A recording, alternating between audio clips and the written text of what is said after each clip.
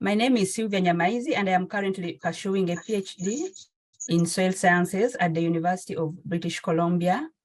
My research is about improving phosphorus management in the Fraser Valley. And in this research, we are looking at finding out or bringing out an agro-environmental phosphorus indicator that we can be able to use to measure the risk of peel loss in the Fraser Valley soils in BC. So without wasting time, I would like us to go to our first session today. As we begin, I would like to acknowledge that UBC Vancouver's Point Grey campus is situated on the traditional, ancestral, and unceded territory of the Musqueam people. Much of our food production occurs on the indigenous lands globally. It is our responsibility to treat the land with the care that it has received for generations by its own original caretakers. We cannot achieve unity between our food and environmental systems without learning from, respecting, and uplifting the voices of those who have already achieved this harmony millennia ago. As we reflect on the health of this land, I would encourage everyone to take a moment and situate yourselves in place. On whose territories do you currently reside? How are you accountable to the people of those lands? If you don't know whose territories you are on, we would encourage you to find out by visiting our link, which is https://native-land.ca.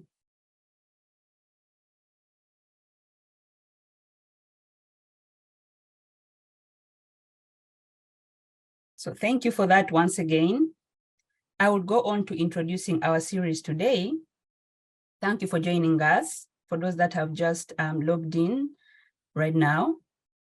Today we are having our fourth installment of Food at the Tipping Point, Ways Forward from a Food System in Crisis. From the past themes of the previous years, which were on resiliency to innovation and now to action, this year's speaker series focuses on the urgency to act. With extinction level biodiversity losses, more frequent and severe extreme weather events impacting all stages of the food system, rising food insecurity and growing political tensions, a widespread and dramatic change is urgently needed. Join us every other Thursday where we bring together the community leaders, researchers, and on-the-ground experts for inspiration and real solutions. So I will go on and introduce our host today. This series is presented by the Center for Sustainable Food Systems at the UBC Farm. And it is generously sponsored by RBC Royal Bank and in partnership with the UBC Faculty of Land and Food Systems at the BC and the BC Food Web. The Center for Sustainable Food Systems at the UBC Farm is a teaching and research center, as well as a local to global food hub working towards a more sustainable food secure future. Our mission here is to innovate from field to fork to achieve resilient, thriving, and socially just food systems for all. Third, we have the BC Food Web, which is a web portal project which aims to increase access and connection to current research and other resource materials. In addition, the BC Food Web aims to encourage innovation between farmers and researchers for future project collaborations. The Faculty of Land and Food System is a world leader in research and teaching about a sustainable and healthy food supply. So in today's topic, which is titled, once again, Finding Unity, Integrating Environmental Health with Food Production, we will be running a shorter 1-hour webinar ending at 12. But however, if we have our third panelist, Newton, this will go until 12:30. We are happy to welcome Newton Allow, Morgan Hamilton, and Elisa Lewis, who will offer their perspectives on how we might integrate more sustainable practices in our food production for the long-term health of both our food and the environment. So let's look at a few housekeeping ideas. After each panelist gives a brief presentation. We will then move on to our question and answer session portion of the webinar. If you have any questions for the panelists, please feel free to navigate to the Q&A tab at the bottom of your Zoom control panel and share them with us. Also, please feel free to upvote other people's questions by clicking on the thumbs up symbol. So today I'm honored to introduce our first speaker, who is Morgan. We shall have Morgan Hamilton. Morgan Hamilton is a master's student in the Soil Race 3 lab at the UBC, exploring the role that biochar can potentially play in strengthening local agricultural landscapes in the face of climate change. Her research examines the effect of low biochar application rates on water and nutrient dynamics in coarse-textured soils. Morgan's research interests are largely focused on equitable, reasonable, and responsible adaptation solutions to address climate change impacts in the food system. Morgan graduated from the University of British Columbia here with a BSc in Global Resource Systems and a focus in food systems in North America. Please, let's all welcome Morgan. Thank you. Great, thanks, Sylvia. Just going to give myself a moment to get situated here.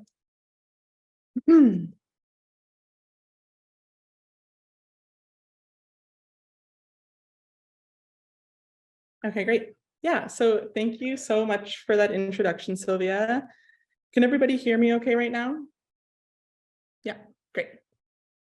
Yeah, so I feel really honored to get to be here today and speak alongside Delisa after me. And to be in this virtual space with the CSFS team and all of you who are joining today, investing your time in this topic. So thank you. Today, I'm going to give a bit of a roast and toast to biochar. So as Sylvia mentioned, I'm a master's student here at UBC Vancouver in the Soil Res 3 lab, and my research focuses on biochar. I certainly don't come to this topic as a supreme expert or someone that is versed in every nook and cranny of biochar, but I'd like to share some of the thoughts that I have gained in the last year on biochar, agricultural research in general. Yeah, so I want to take some of my thoughts on biochar and use them to more broadly frame how I think about agricultural research. And how research can be applied when attempting to integrate more sustainable practices for the long-term health of our environment. So before I get deep into the presentation, I just want to acknowledge that charcoal application to soil and burning of land for residue integration is something that was created by and has been practiced by Indigenous populations long before the colonial co-opting and renaming of these practices. I show up here today as a settler, and when I'm speaking about land management and or agricultural practices, my positionality as a settler is and will forever be a limitation to my knowledge and research. Okay, so quickly here, what is biochar? Biochar is very broadly organic matter that has been burnt in an environment that is high temperature and low oxygen in a process that we call pyrolysis.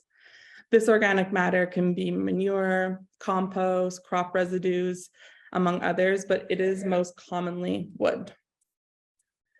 So one of the things that this pyrolysis and the conversion of organic matter to biochar achieves is an increase in porosity. So here we can see two different feedstocks, on the top one being sugarcane and one being sawdust. And on the bottom, we can see these feedstocks post-pyrolysis. And we can see that the porosity of biochar is quite substantial compared to the original feedstock. Biochar is also a highly charged substance with a high cation exchange capacity. So it has a big ability to hold on to soil cations, which are often important soil nutrients.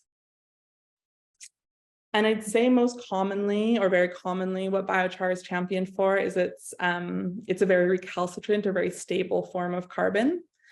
So biochar is often touted as a method for carbon sequestration. I'm going to throw out these numbers and kind of discuss them more later on in the presentation, but we can say that 1 ton of dry feedstock could sequester anywhere between 0.4 to 1.2 ton of CO2e, This is going to vary depending on feedstock type, pyrolysis temperature, pyrolysis method, and environmental conditions. So because of some of these properties, biochar is often used as an agricultural soil amendment as a way to increase porosity, cation exchange capacity, and pH, and decrease bulk density.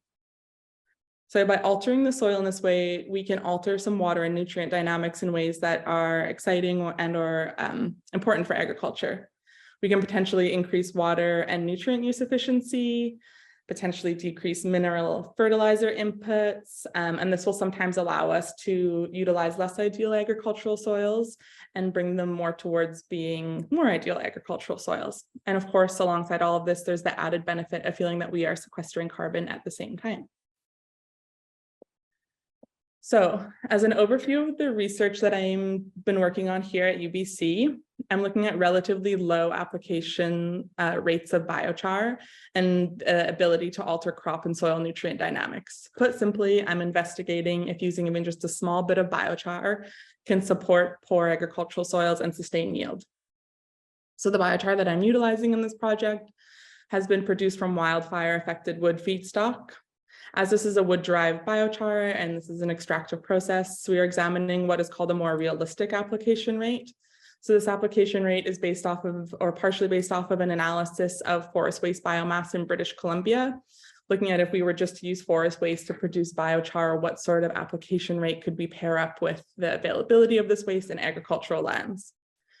So the application rate that I'm examining is 3 tons a hectare, and this generally falls well below the more commonly studied kind of 10, 20, 30, 40 or more tons per hectare. In this research, I've used both pristine and activated or charged biochar. So this is biochar that has been charged with slurry dairy manure, a product that's plentiful here in the Lower Fraser Valley and something that represents a nutrient surplus. And so what I'm doing in the top left-hand corner here is mixing the slurry manure with the pristine biochar. The idea behind this, this charging is that the biochar is loaded with nutrients and microbial community prior to application. So I applied these 2 treatments, both pristine biochar and charged biochar, to very coarse textured soils here at UBC Vancouver in Totem Field, which is a field that is 93% sand. And I grew wheat in the soil. So while I'm in the preliminary stages of data analysis and with such a low application rate, we aren't seeing wildly astonishing results across the board. One of the preliminary trends of notice was that there does appear to be a significant impact of charged biochar on increasing potassium, soil, and nitrogen in plant biomass. So these are the results from the 2022 growing season, and this trial is also going to continue into the 2023 cropping season, which will be interesting to see a little bit more about the impact of aging or oxidation has on biochar treatments over that year period. So if the presentation was to stop here, I feel like we could potentially walk away thinking, hey, biochar sounds like a great idea. We're able to take this really simple product, apply it to soil, change these properties for the better and far more efficiently. Great. However, this is not the case. What I have really found over the past year when I've been presenting about biochar, and this especially becomes apparent in question periods, is that people really love and champion biochar, and people are highly skeptical about and opposed to biochar. And both of these groups are right. So I'm going to discuss why we need to be critical about biochar if it's going to be used to support strong and healthy agricultural systems. Okay, so first off, biochar is not biochar is not biochar. When we are using the word biochar, we're using one word to describe something that is very broad and has a whole slew of variables. So depending on feedstock type, pyrolysis temperature, and any activation or charging, the properties and characteristics of biochar will vary pretty wildly. So here's a meta-analysis done, or a table from a meta-analysis done by Ippolito et al. In 2020, in which they examined different pyrolysis types, temperatures, and feedstock sources. To simplify this table, there were significant differences in surface area, cation exchange capacity, ash, and pH. It's worth mentioning that these are not just relative differences, they are statistically significant differences that represent a pretty large range of results. So when we're breaking it apart, Low temperature pyrolysis produced a biochar that had low specific surface area, cation exchange capacity, ash content, and pH. And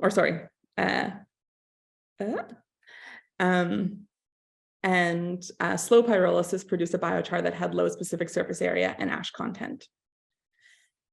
So if we're going to broadly suggest biochar as a way to increase porosity and nutrient retention, and we apply a biochar that has been made low and slow, we're not quite getting it.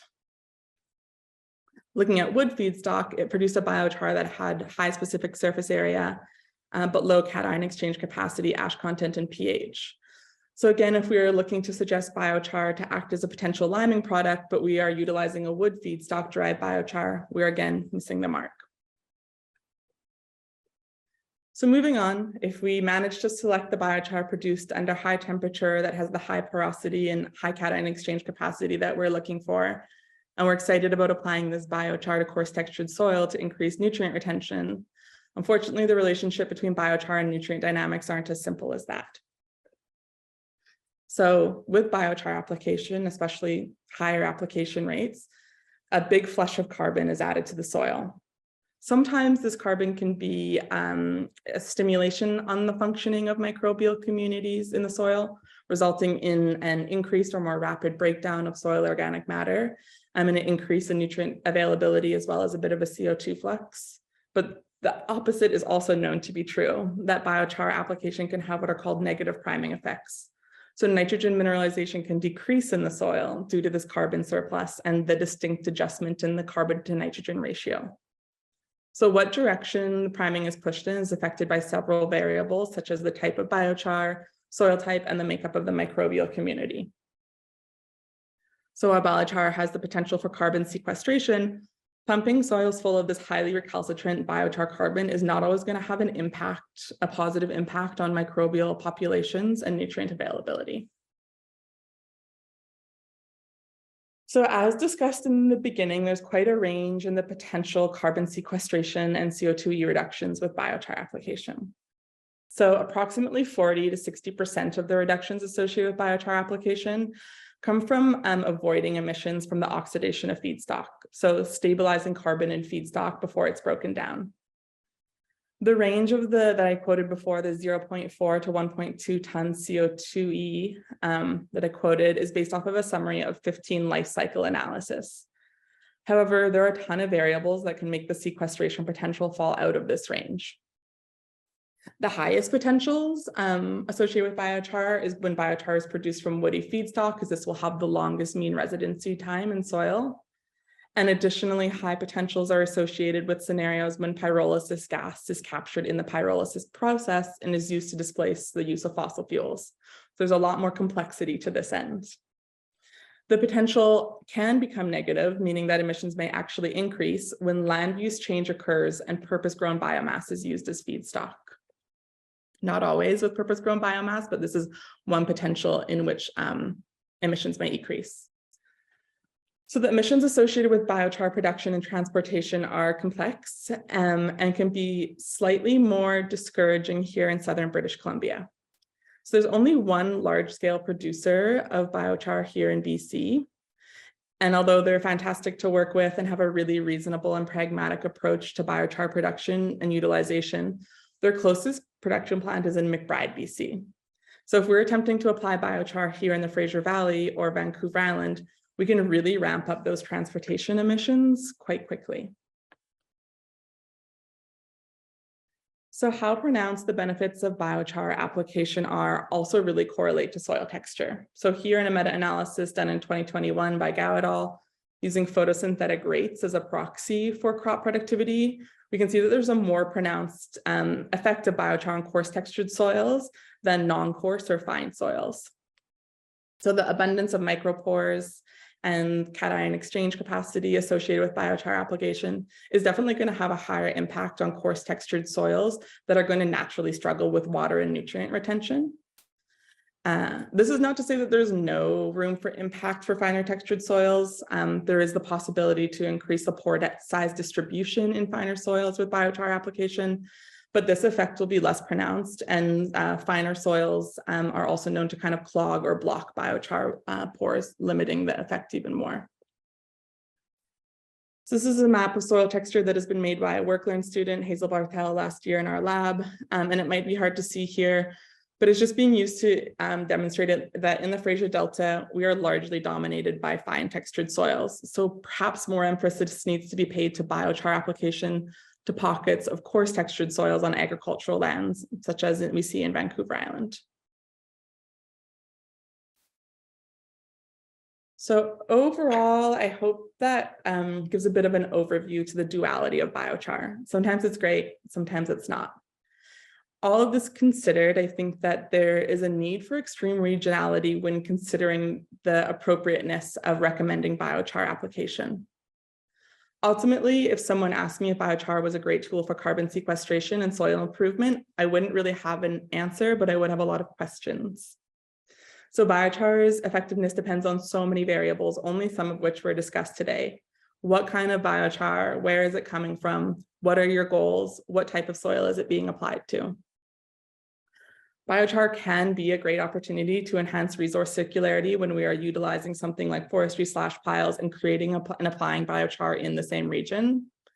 However, we need to be considering alternatives for biochar production and other ways in which biochar could be utilized more appropriately for carbon sequestration in scenarios outside of this. So as you said, I believe that there are no broad statements that can be made about biochar, and that biochar can be effective when its application is looked at in a hyper-regional lens. And ultimately, this reflects the overall place in which I hope to see the focus of agricultural research efforts on hyper-regional, systems-focused, and questions that are farmer-driven. Thank you all so much. Thank you so much, Delisa, for the wonderful presentation. Thank you so much, Morgan, sorry, for the wonderful presentation. We shall move on to our next speaker, Delisa Lewis. Delisa Lewis is the co-owner and operator of a diverse 40-acre farm in the Cowichan Valley and part-time teaching and research faculty member in UBC's Faculty of Land and Food Systems. She has 25 years of experience as a certified vegetables organic farmer and 16 years of experience with soil health, focused on farm research and field trials. Delisa holds a PhD in soils and agroecology and collaborates with Dr. Sean Smakler and the Sustainable Agricultural Landscape Lab at UBC to better understand soil health management practices in their regional context. You're welcome, Delisa. Thank you so much, Sylvia. It's such an honor to be here with you today, and an honor to be on the team with you, Sylvia, particularly, but I also want to express some sincere gratitude to the organizers of this webinar and speaker series, all the team at the Center for Sustainable Food Systems. It's truly a delight, but perhaps you can already hear in my voice a little bit of limitation. So I am fighting some symptoms of throat and ear. Yeah, I'm not sure how to describe them other than that. I can't hear very well and I can't speak very well, which puts a big impact on being an invited speaker today. So I've come up with some workarounds, and I hope that you all will bear with me today. This showing up part of things is really is the best I can do, but I think with respect to all of you who've come today, I want to first share my screen and walk you through. Let's see, have you already shared my screen? No. Bear with me here a moment. Missing a little bit of the tab. So I'll go ahead and put the presenter view on, and if you all can see that, again, I'm having some, sorry, now I've got it. Thanks for your patience. Just taking me a few minutes with my delightful head situation or lack of head here. And can you all see the screen now? So we're on the same page. Again, thanks. So I'm just going to, before I go any further, in a spirit of gratitude and respect, acknowledge that I am coming to you from the traditional, ancestral, and unceded territories of the Hul'qumi'num Treaty Group. And I am an uninvited newcomer and settler farmer on these lands. And I'm continuing to work to learn about the impacts that myself and others have, as well as find ways to connect and learn directly from the Hul'qumi'num Treaty and speaking peoples, including the Cowichan tribes, who make their knowledge and long-term stewardship of this place known to us. So again, thankful for that presence in this particular place. Right, so I mentioned at the top that I am a little bit under the weather, or a lot, and doing my best to sort of show up today, but I will be limiting my speaking time, and with respect also to the sort of urgent needs that have been expressed and the crisis that we're all facing. My response today is a little bit of the story in reverse, or what I want to bring to this conversation and this dialogue is something of spaces of hope, or places and experiences that I've been very fortunate to have, where people have been coming together to learn about this broad theme of environmental health. And from my research, teaching, and practice, that focus is centered on the concept, this metaphor of soil health, and that with all of those aspects of research, teaching, and the practice of growing food mixed together, my efforts have been focused on learning to manage complex and biodiverse farming and food systems, as well as to continue to learn my way into that complexity, facing lots of challenges around weather patterns, around limitations of water, limitations of people who are skilled and able and willing to do that work. So that said, there have been many other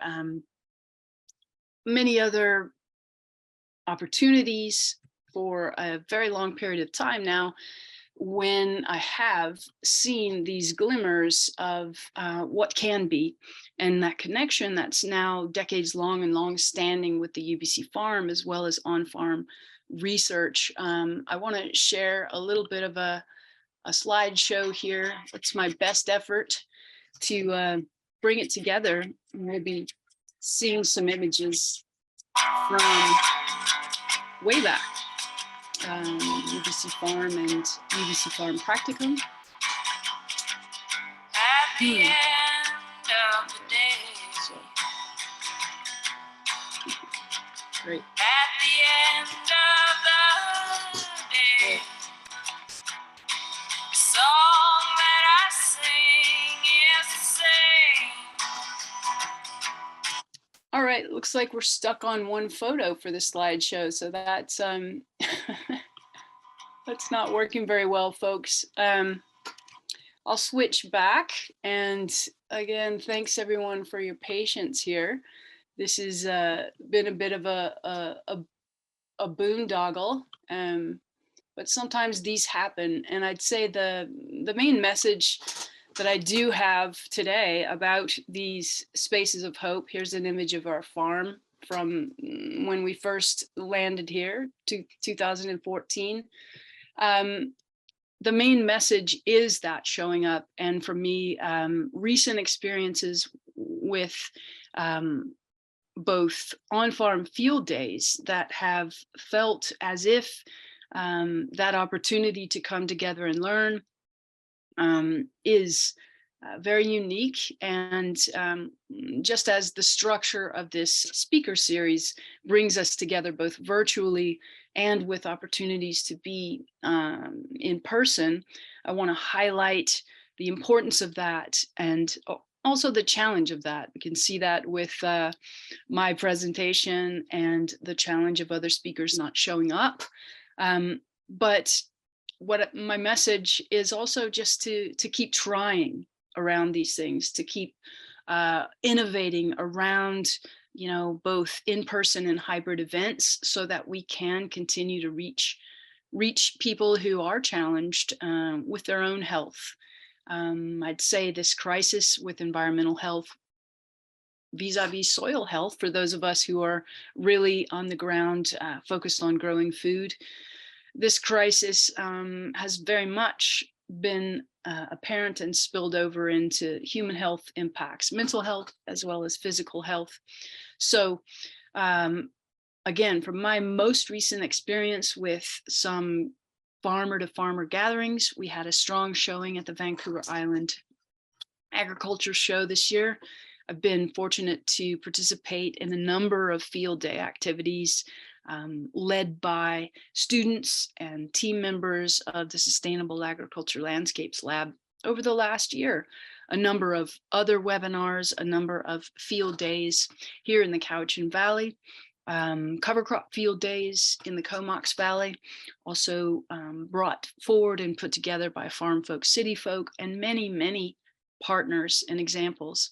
Again, apologies for not being able to get that slideshow functioning today. I'll have to send it and share it another time. But what I'd like to do, you can see this question here. I was hoping not to be talking too much. I'd love it if you all who are present and participating, if you could use that annotate feature. It's on top of your selections. You could use the annotate, and I'm just going to put an example in here, Island Ag Show 2023 as an example, a recent experience that was focused on soil health and knowledge exchange, learning. We had great mentorship from farms and other farmers.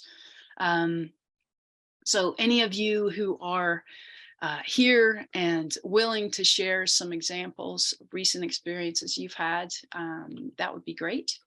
And again, you would go to the top of your screen, hit that annotate button, and you can select text or other emojis. I've got the Island Ag Show. Now I've got Comox Valley cover crop field days. And that was September 2022. And just checking with the moderators, are you all seeing those examples? Yes, we are seeing them, but some participants are not seeing the annotate function. So Great. Pacific Ag Show, get out of your bubbles, understanding how other parts of agriculture are coming together. Yeah, the Pacific Ag Show is definitely an example of a big umbrella activity for all of us who live, work, and play in so-called British Columbia. That's a great example. So I'm going to move those over here. And following on Morgan's theme of regionality, these, particularly when talking about soil health and environmental health, the regional events, field days, and gatherings are particularly meaningful, as we've learned through research, and we learn from experience that the limits and opportunities can be very particularly defined by regional differences in soil, in climate, also in people and cultures. Any other annotations or thoughts on recent experience? The Pacific Ag Show, Comox Valley. There's so many others. I know there was another gathering, at up in Comox recently. And it looks like we've had a crash of my slide now. So we're going to try this again. And I will just move on to the next slide then and see if I can't get this slide up. Your ideas of ways to bring together research, teaching, and practices. I'll stop sharing and perhaps we can share ideas in the chat. If I stop sharing my screen here.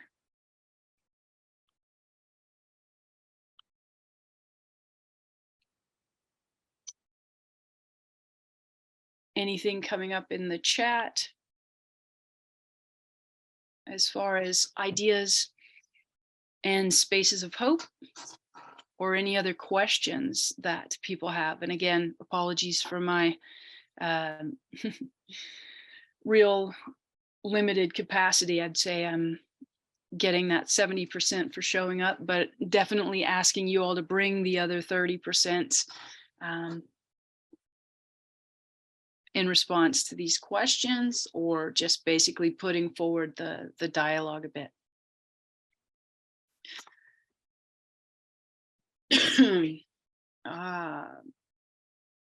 Okay, it looks like I've got a question from Carmel, a former UBC Farm practicum student. In fact, great to hear from you, Carmel. That last year that I was honored to lead the practicum, or partway lead the practicum, Carmel was one of the students, and you were asking about reflections on soil and soul, human and humus. Now, that's a deep one, of course, coming from you, Carmel. Let's see. So, well, I'll start by going backwards from that metaphor or that concept of soil health. And we use health that's as a vision towards. And with soil, there have been many different kinds of metaphors or ways of thinking about how we can better understand its functioning, and all of the different, from ecosystem services to human health services. And one of the ways that soil has been envisioned has been as both a stomach and a soul, right? So for those faith cultures and people who think about the soul of the body as centered not in the heart but in the stomach, I mean, from my perspective and experience, it's a very straightforward connection. The soil itself bringing forward the life from vast resources, vast depths of living and dying and reproducing organisms.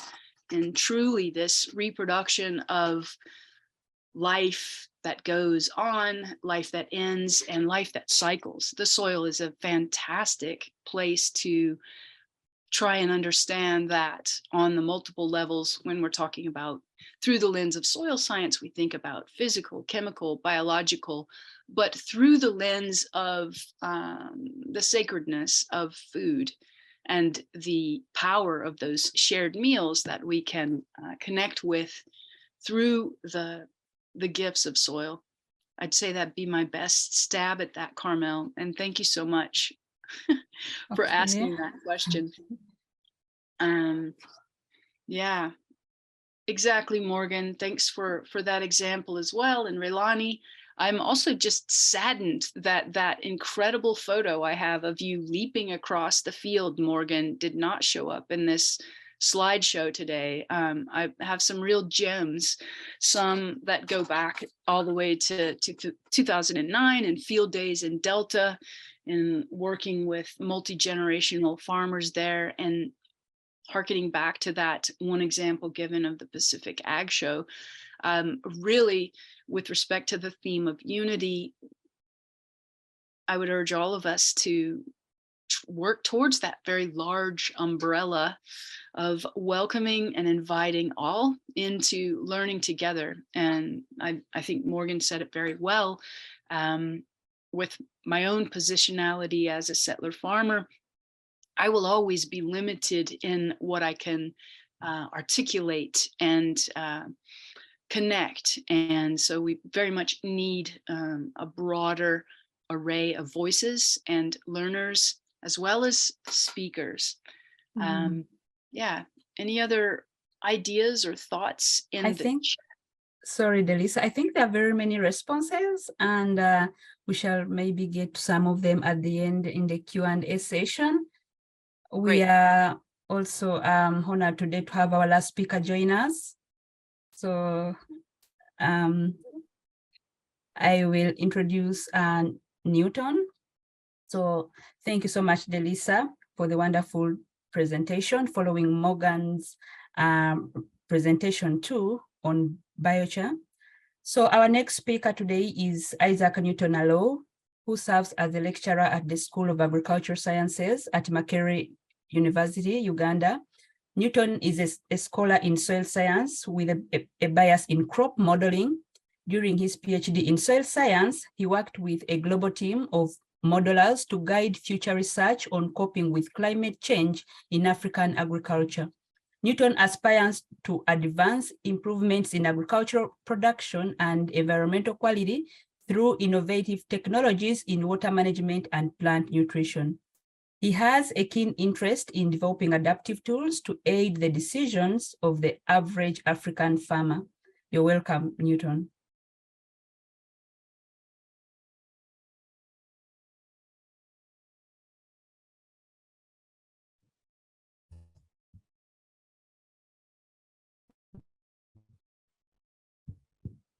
Good afternoon over in Canada. Did you get me? Yes, it's a good morning. And thank you for joining us because it's very late in Uganda right now. Yes, we can hear you, but maybe you can increase your volume a little bit, although we can't see your picture, your photo, sorry. Okay. Yes, I just have a problem with my gadget, so I've decided to go for option B. First of all, it's a grand privilege to be part of this dialogue, and I want to say thank you so much for the patience. I've not been so much keeping in touch, given what I've been going through, and also recent emerging programs that came over the week. And I made it a point to be here because I know this is quite a very, very beneficial dialogue.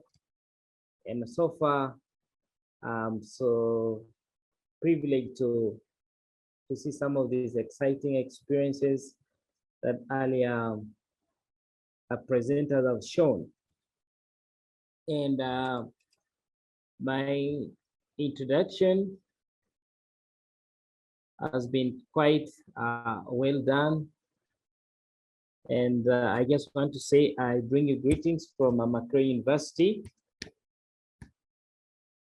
College of Agriculture and Environmental Sciences, which is one of the mother colleges in the university with a main focus on sciences in agriculture and environment. Today, I have prepared my talk in rather an informal way because I understood this was going to be a dialogue. I have no smart PowerPoint presentation, but if the organizers permit so to allow me to proceed with giving a very brief presentation, and subsequently we get into dialogue on question and answers. Okay, so today I want to talk about the future of food dialogue from the perspective and experiences of a soil water relation scientist. It's not really an area that I can say I boast a lot of experience, but I want to touch on a few things that I've learned over my few years of research experience. Food is one of those key securities that comes top in the agenda of many societies. We talk about the families and getting up to the higher scales of communities and regions. It really ranks among the most top securities. The others being climate, environment, health, and income. Now, what we quite understand is the dimensions of our food. These are quite well documented, written, and we do also understand how some of these securities, climate, environment, health, and income could differently affect the access, the availability, utilization, and also the stability of food. However, in the context of what I see about the future is many of the current systems, let me speak for Sub-Saharan Africa, there isn't so much of a critical reflection on how the present systems do affect these dimensions of food. And that should be a food for thought for most of our stakeholders.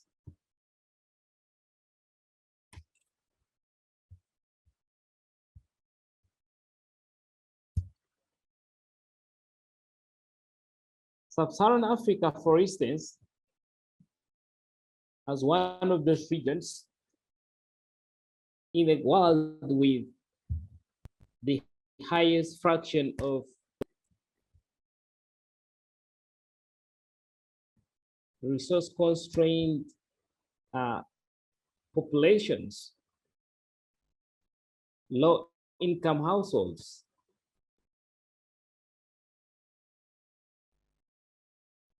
are one of the most highly food insecure groups of people. In other words, if even we are talking about interventions, we must look at the most vulnerable category of producers. And that's why at Macquarie University, precisely in our college careers, we have a slogan where we are saying innovations intentional. And while we are innovating, we are quite conscious about the most vulnerable producers. And these are our smallholder producers.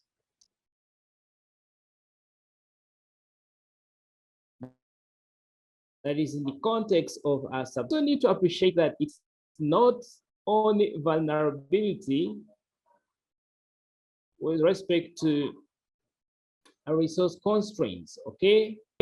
Talking about future of food, we need to think about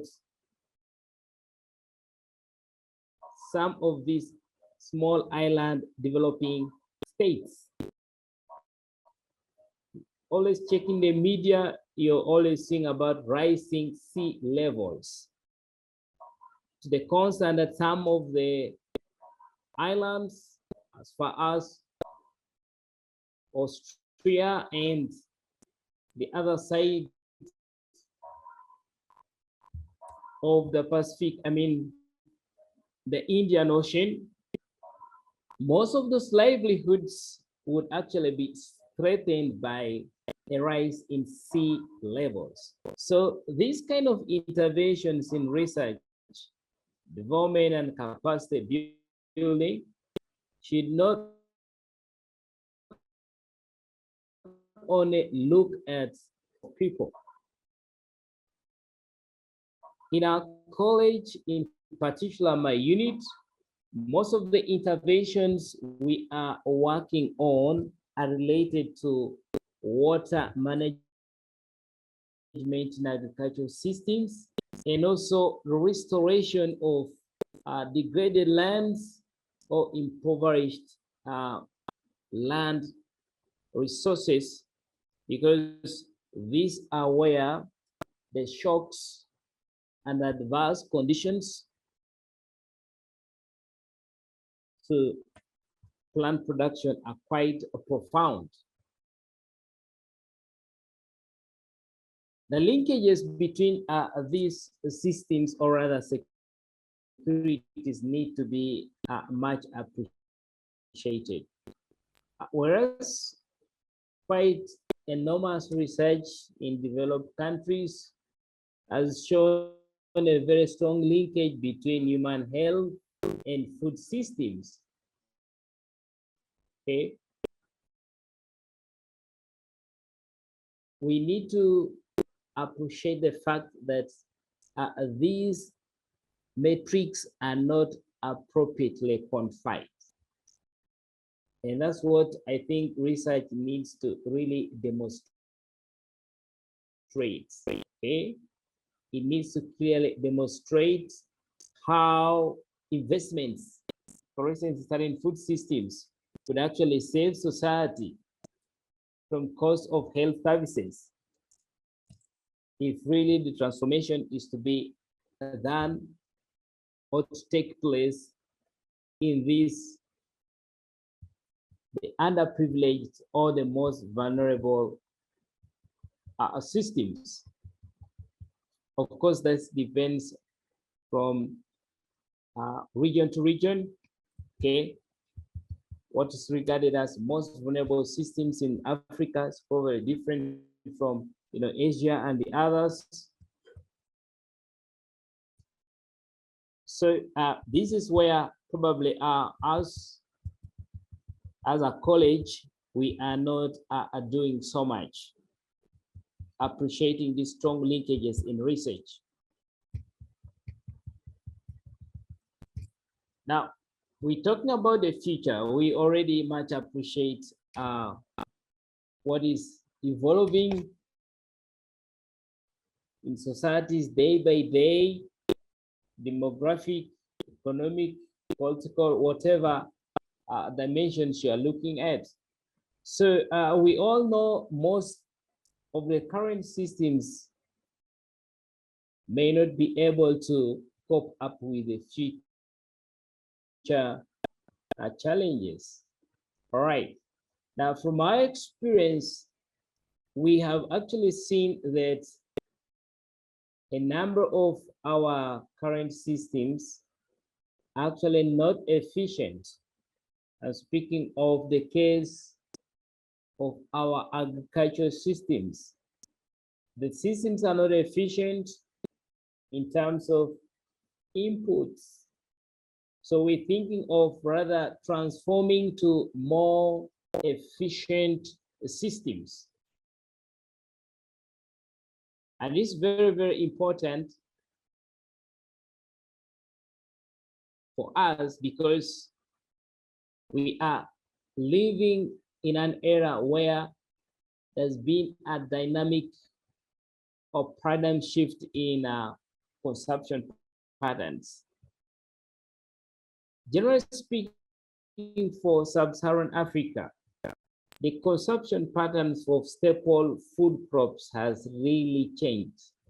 I know over in Europe, you're not reading, or in America, North America, probably you don't read so much of literature regarding the food situation in Africa and sub-Saharan Africa precise and specifically. But just to cite one, among the major staple food crops. The consumption of rice, Oryza sativa, has actually increased in most recent decades compared to the staple food crops, such as cassava, Mancon esculenta, sweet potatoes, maize, among others, corn. Now, these crops that are actually emerging are relatively new in our farming systems, new in the context of practice, and how farmers have developed the experience on how to cultivate. So the challenges to do with efficient use of resources to produce these crops. The other emerging crops, including vegetables, the farming systems are actually changing so much. The traditional areas that used to be under a relatively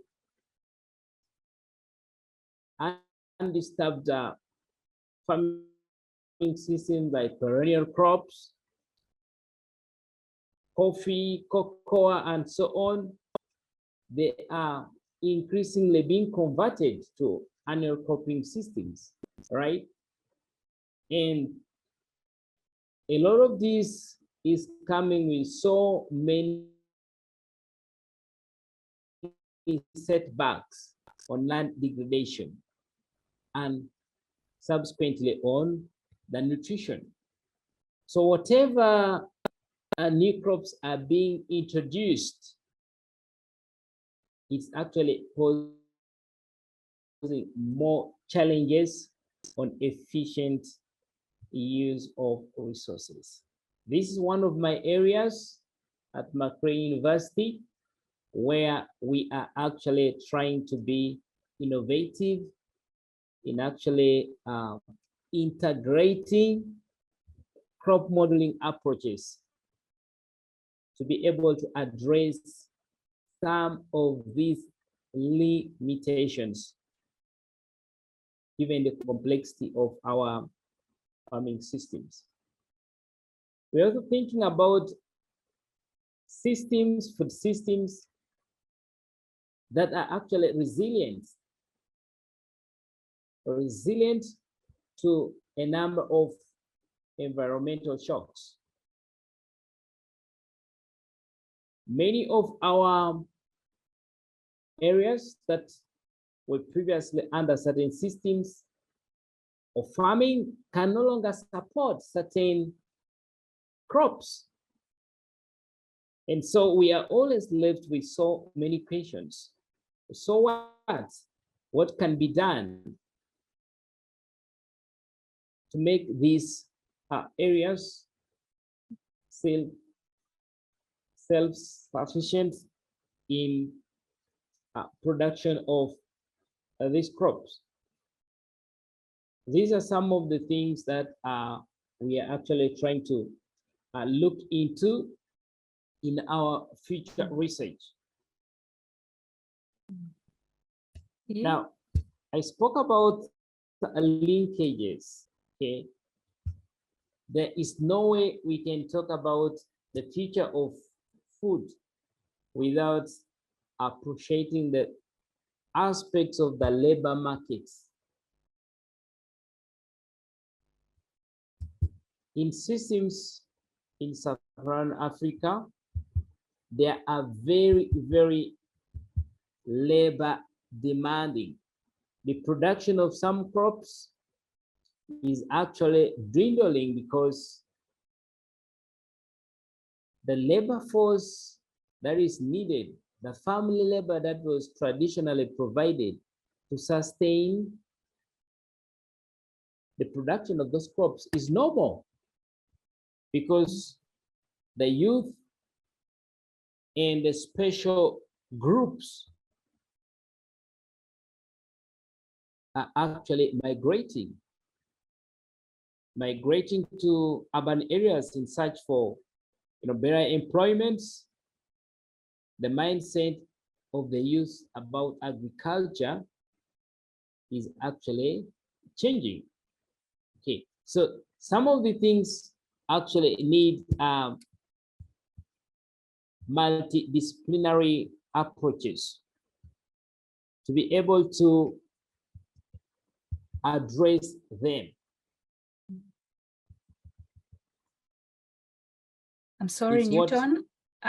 we are not currently doing. Yes. Sorry, Newton.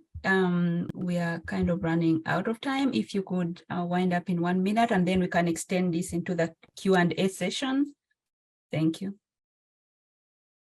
Okay. Last but not least, the path of transformation.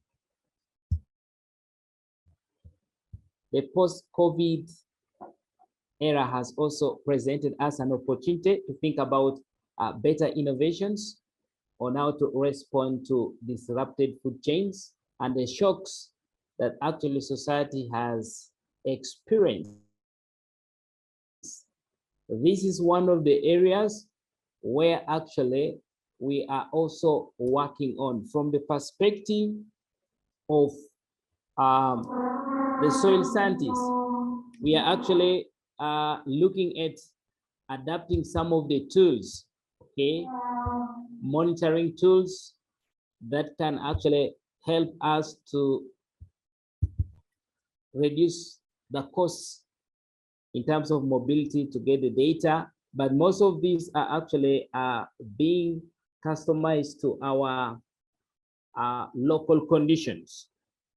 So there's really a wide array of things to look at in terms about thinking about the future of food.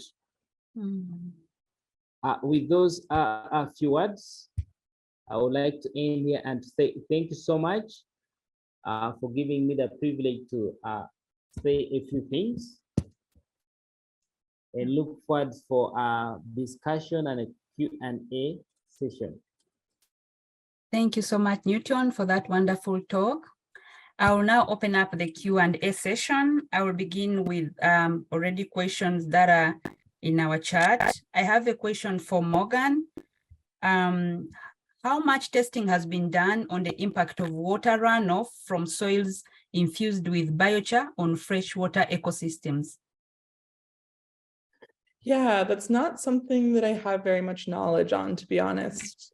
I think that when I think about biochar toxicity, the general pieces of biochar toxicity that I have like a little bit of knowledge is just the human health impacts, all the particulates that are introduced into the air when biochar is applied or made, just a lot of fine particulate matter.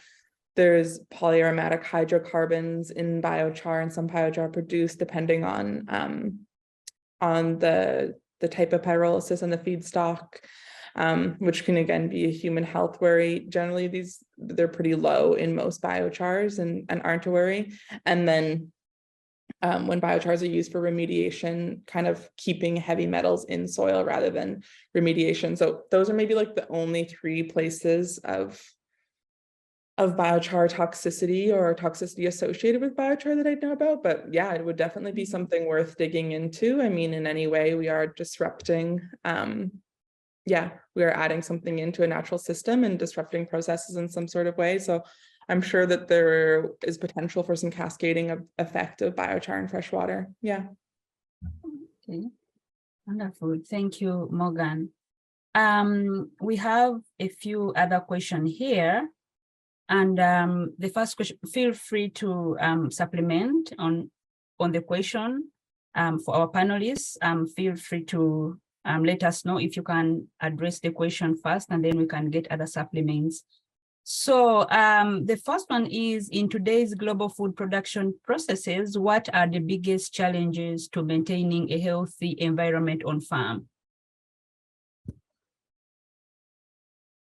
So I could repeat the question. In today's global food production processes, what are the biggest challenges to maintaining a healthy environment on farm?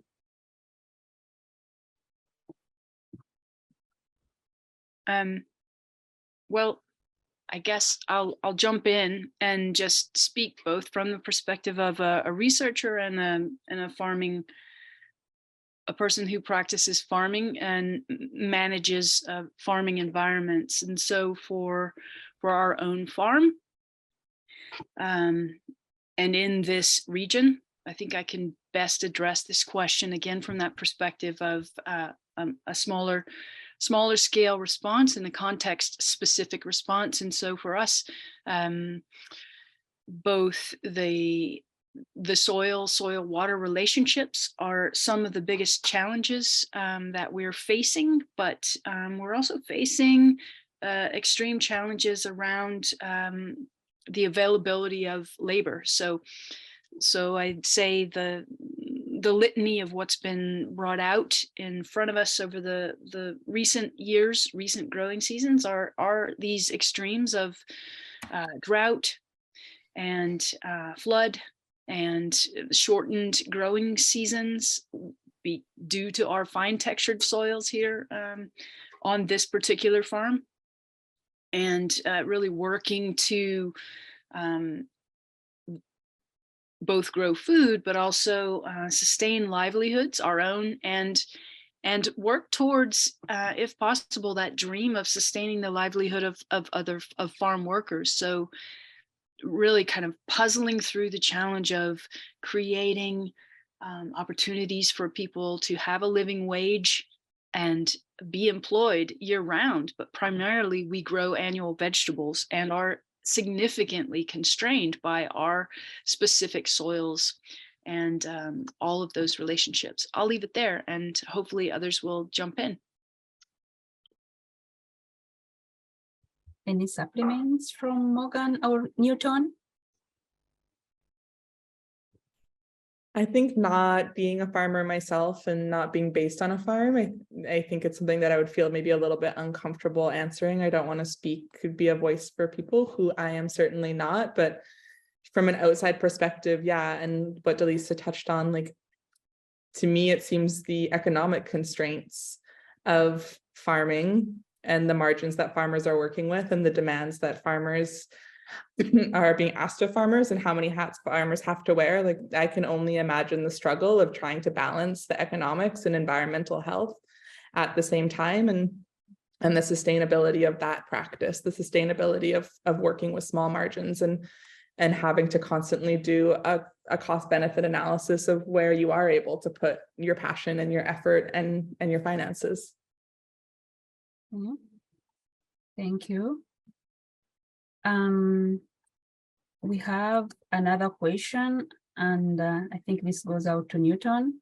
Talking about the consumers all over the world and in sub-Saharan Africa too as well today. How can consumers support food producers in keeping the environment clean and healthy? Any options that we have? I could go again through the question. How can consumers support food producers in keeping our environment clean and healthy today? Thank you.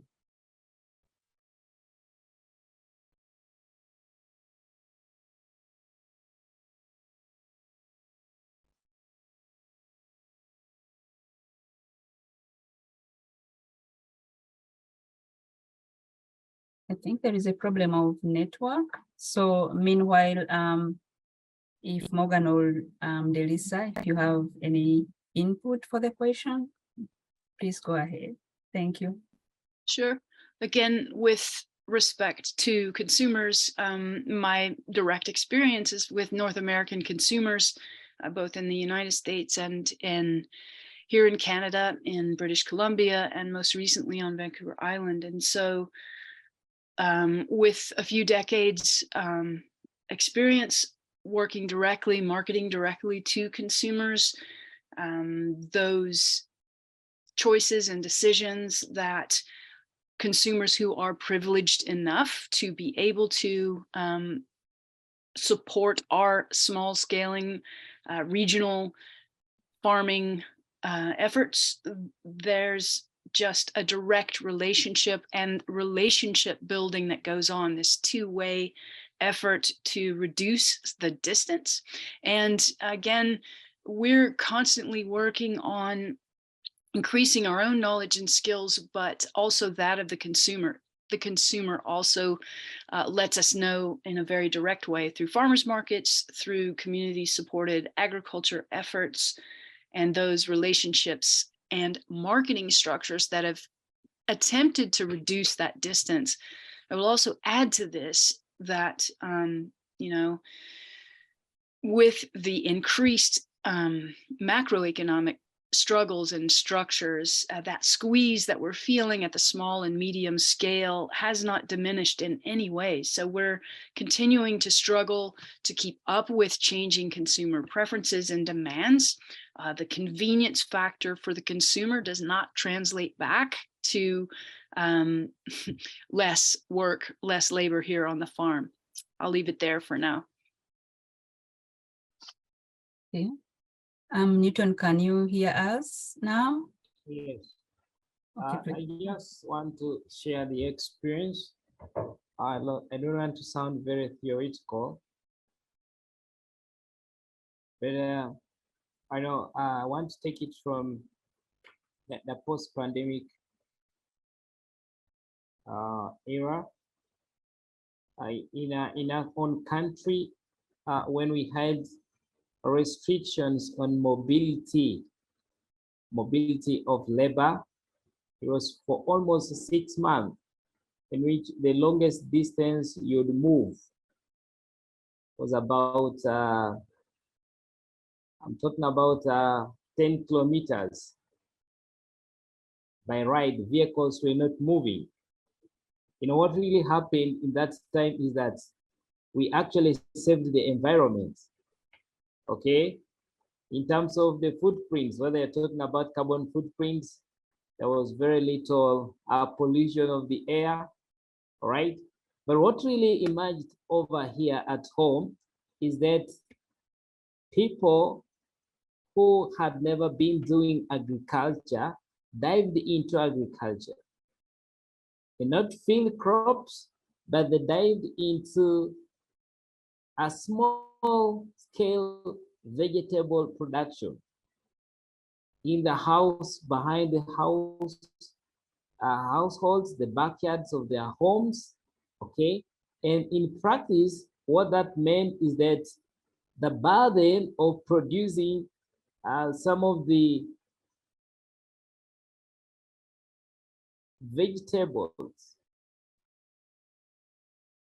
for example, was taken away from the producers. All right, so if we have such a kind of incentives in place, I'm talking about the other regions where it's feasible to do a home gardening. All right, then we are actually reducing the risks of polluting environmental sensitive ecosystems.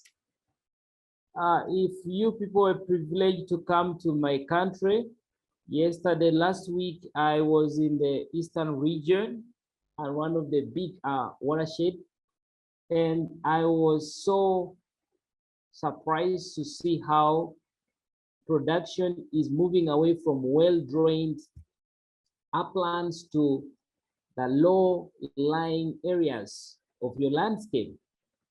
And it's not just for the crops that like water, like rice traditionally in lowland areas, but people are shifting even the production of vegetables to these low-lying areas near water streams.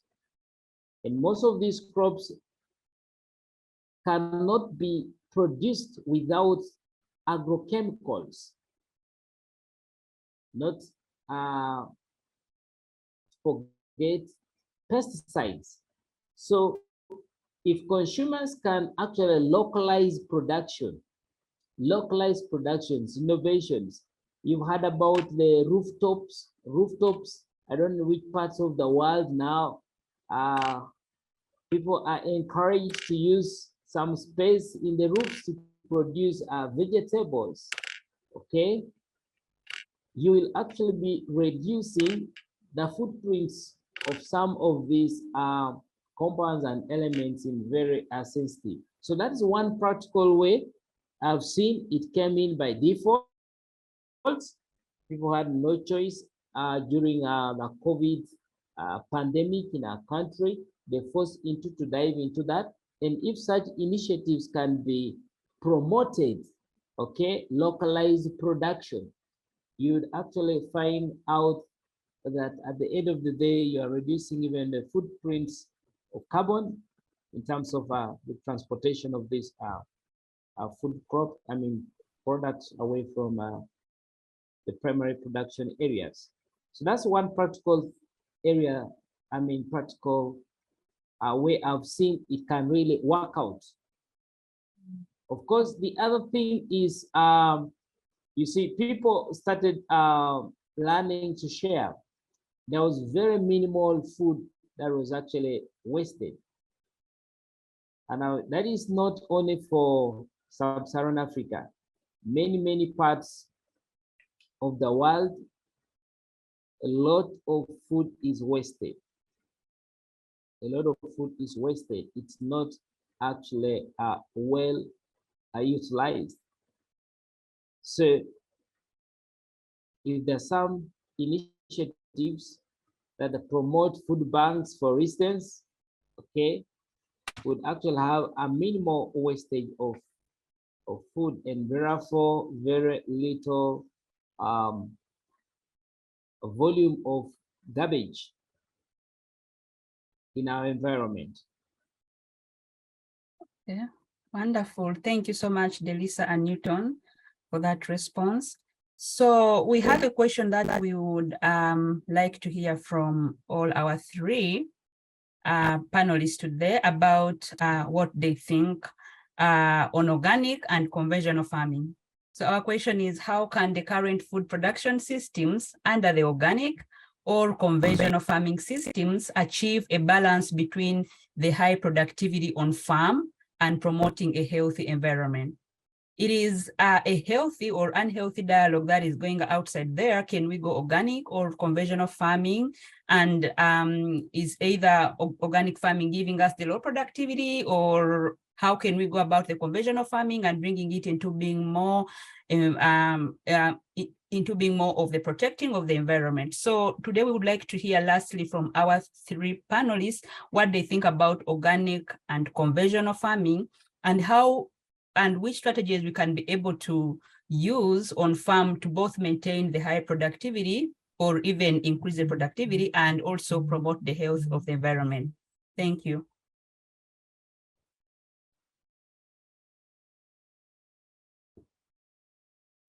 Okay, do you want me to go first here? Yes, please. I'm quickest with the unmute button. And since I'm invested with around 25 years as a certified organic vegetables producer, perhaps I need to come clean first with my response. So I think my own thinking and understanding of this has evolved over time, of course. And the first thing I want to say is that this comparison between I'll use the word certified organic growing systems and so-called conventional systems is quite unclear, because a certified organic growing system is one that is very well defined, both in legal terms and in terms of standards of practice, and in fact lays out a system of traceability and accountability from seed to plant to harvest, or from before birth with raising livestock through the lifespan and to slaughter, packaging, and transport. So the term conventional as a way to describe farming systems that are not organic is a challenging one that many have begun to rethink with respect to this, to a dialogue or a realistic comparison, because conventional is brought forward really only in comparison to organic. It is as unclear as the term natural and undefined as the term natural. So conventional growing systems being everything else beyond that small minority, that small footprint. I believe the number's around 2% across Canada of farms. We have maybe 1,000 certified organic farms in British Columbia. So with everything else fitting that category, though I said earlier, I like a big umbrella, that's a bit too large to make a realistic comparison. Okay, so with all that preamble, Morgan or Newton, any thoughts on that?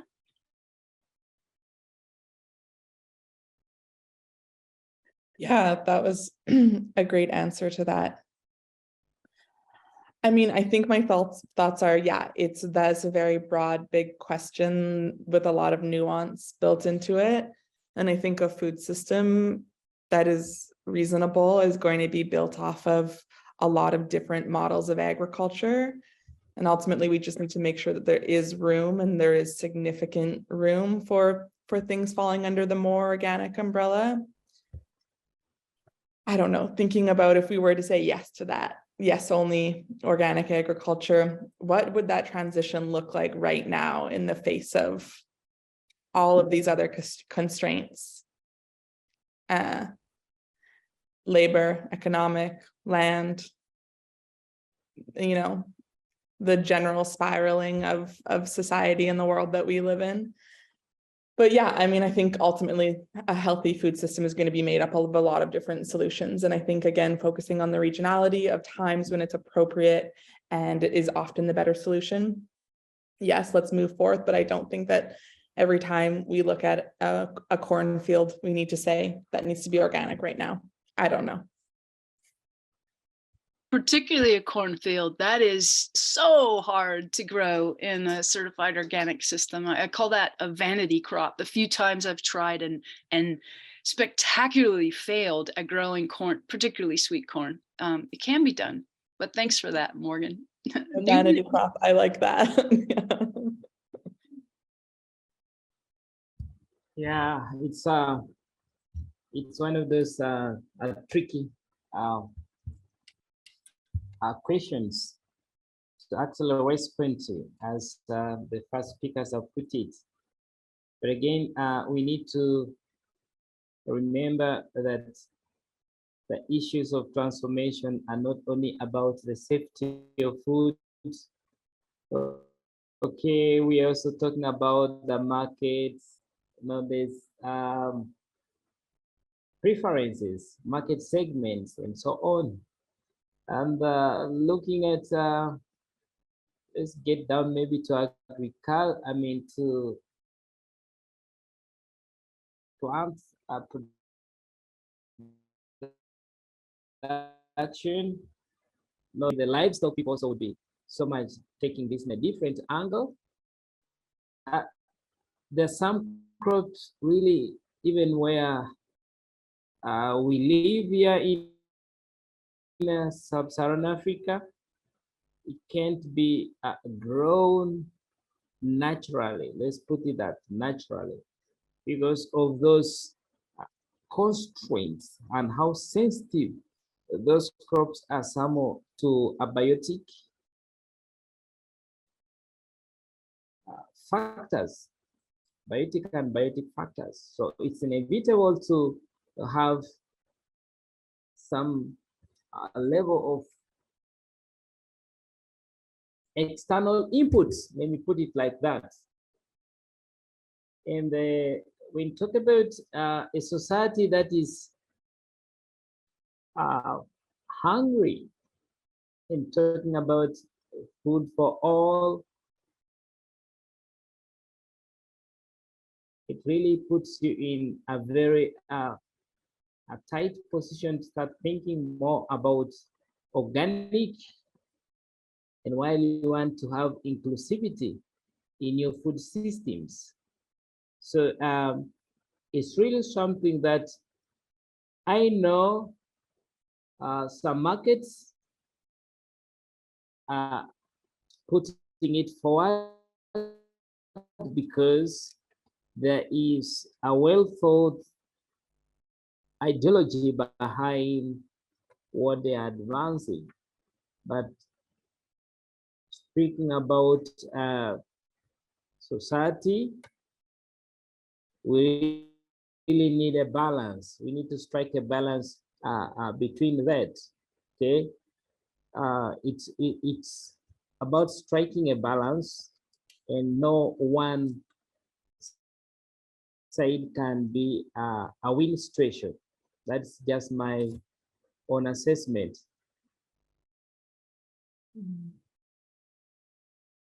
Thank you so much, our panelists once again, and speakers today for answering our questions that we presented.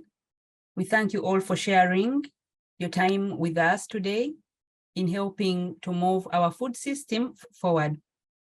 We will be sending a follow-up email where you can send us any other questions, or you can reach out to our panelists directly through their emails that are provided at our website. Thank you to our presenters, Morgan, Newton, and Delisa, for your time. I understand, Delisa, you are not feeling well today, but you were able to come in and share with us. And Newton, it's very late there in Uganda, plus Morgan's busy schedule of experiment, just like our other speakers today. So we thank you all for giving us this time today.